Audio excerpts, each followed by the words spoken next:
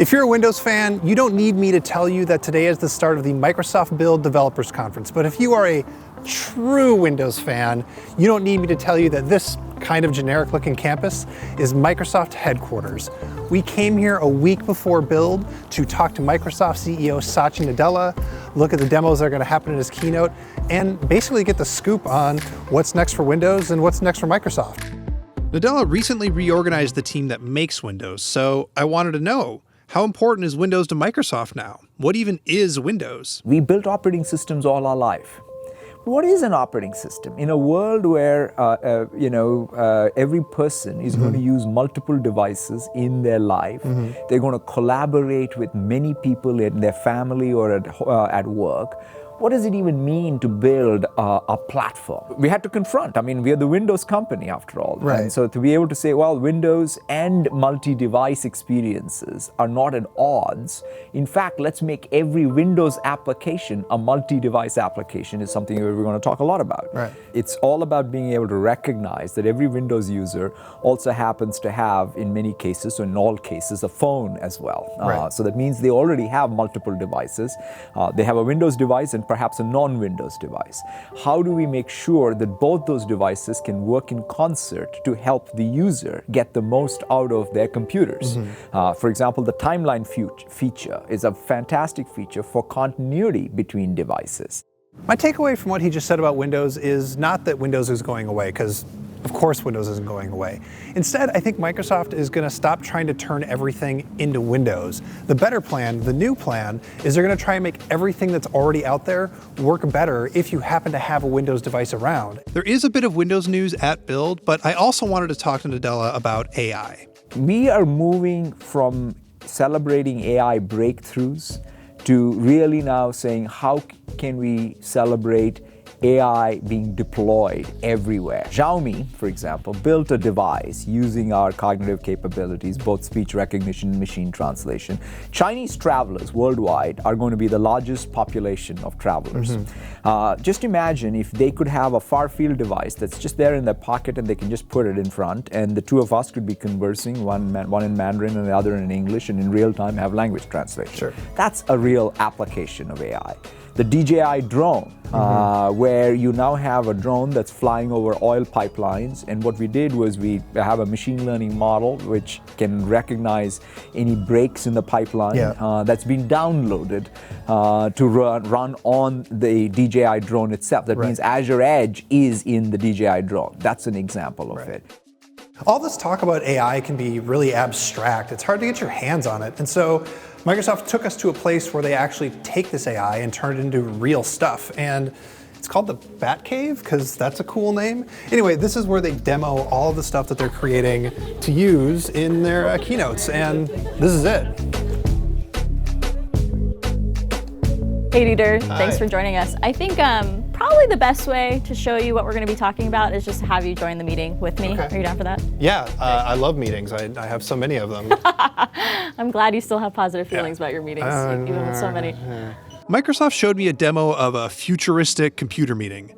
There was a prototype 360-degree camera that recognized me and greeted me when I walked in the door. It provided live transcription of the entire meeting, and it could also do live translation, but I didn't get to see that. It also automatically broke out action items when somebody said something like, "Let me follow up on that."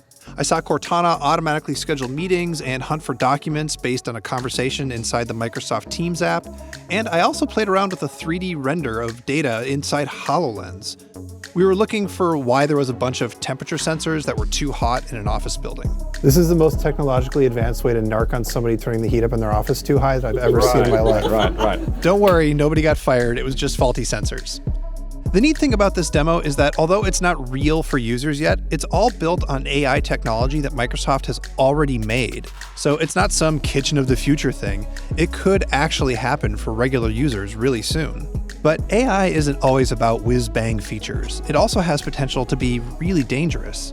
Just look at how Facebook's algorithm has gone haywire for the past year. How is Microsoft going to prevent that sort of thing from happening? What sort of responsibility do you have to build protections into the AI capabilities you're providing to developers such that it won't cause like completely insane sideways effects? I mean, I would say, in fact, we have a very broad responsibility as tech companies and tech platform companies in particular. I think when I look at it, there are three principled issues, or three issues on which you have to have strong principles guiding you. Okay. One is on privacy. Fundamentally where the world is going is you got to recognize that privacy is a human right and that you need to treat it as such.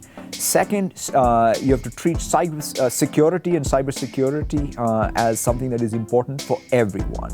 And third, you have to really not just ask what can computers do, but you should ask what should computers do. Right. So those are the three issues. Yeah, well, I guess the core of the question is how much, when you start allowing people to build on top of the AI, how much of that responsibility falls on you to limit their capabilities, and how much of it do you think is just like encouraging, people to not be terrible when they start making their apps? I think that, having been in this platform business for all the years at Microsoft, I think the key is for us to be able to guide people to make those design choices. I mean, take good UI, right? Yeah. We've always had books that we would always read about what does it mean to create good UI. Yeah. I think we all now have to start reading what does it mean to create good AI.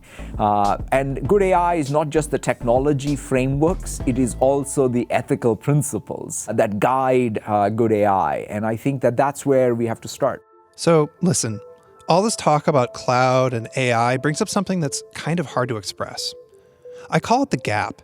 It's the gap between what a company is promising is coming and what you're using every day.